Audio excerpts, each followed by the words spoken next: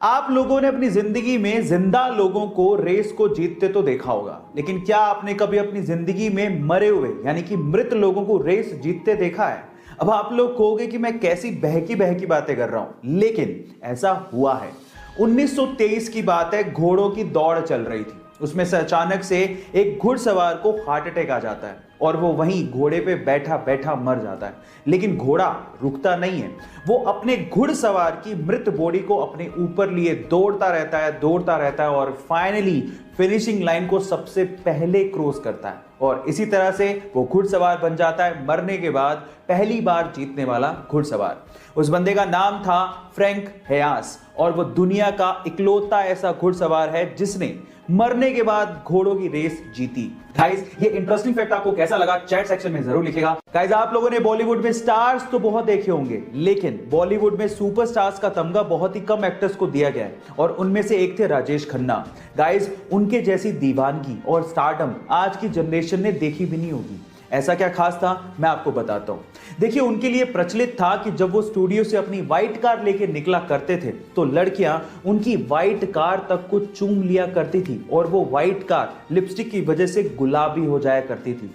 इतना ही नहीं, white car पे पड़ी धूल से लड़कियां अपनी मांग तक भर लिया करती थी। इतनी ज्यादा दीवानगी थी राजेश खन्ना के लिए। गाइस, ऐसे थोड़ी उन्हें सुपरस्टार का तमगा दे दिया गया। आपको राजेश खन्ना के बारे में सुन के कैसा लगा चैट सेक्शन में जरूर लिखिएगा। अगर आप किसी बेजुबान जानवर को बेवजह परेशान कर रहे हो, उसे बेवजह छेड़ रहे हो, तो एक छोटा सा जानवर भी आपके लिए घातक साबित हो सकता है। वो आपकी जान तक ले सकता है। लेकिन अगर आप इन्हें कुछ ना कहें और अपने काम से काम रखें तो एक खतरनाक जानवर भी आपको कुछ नहीं कहेगा।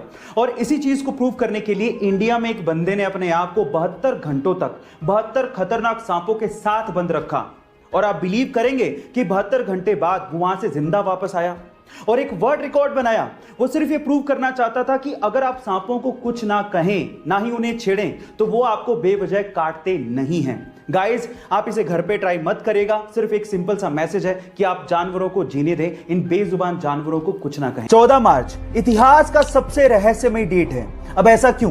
क्योंकि इसी दिन एक महान वैज्ञानिक अल्बर्ट आइंस्टाइन का जन्म हुआ था और इसी दिन एक महान वैज्ञानिक स्टीफन हॉकिंग्स की मृत्यु हुई थी। अब आप लोग कहेंगे कि इसमें क्या खास बात है? खास बात है क्योंकि 14 मार्च को ही 1:59 पे हम लोग पाई डे बनाते हैं। अब पाई क्या है? पाई एक रहस्यमयी गणित का नंबर है जिसके बिना स्पेस और साइंस की बहुत सारी डिस्कवरीज अधूरी हैं। अब आप नंबर पे गौर करिएगा। मार्च तीसरा महीना, उसके बाद डेट है 14 और टाइम है 1:59 यानी कि 3.14159। आपने पाई का वैल्यू दशमलव के बाद 5 स्थानों तक याद कर लिया। इससे रहस्यमयी और मोटिवेटिंग चीज क्या हो सकती है?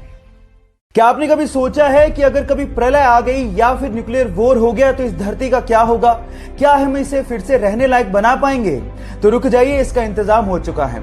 आर्कटिक महासागर के दूर दराज के एक द्वीप पर बहुत ही सुरक्षित तहखाना बनाया गया है और यह दुनिया का सबसे बड़ा बीज संग्रहालय भी है जहां पर 25 करोड़ से ज्यादा फसलों और उसकी प्रजातियों को संग्रहित किया गया है।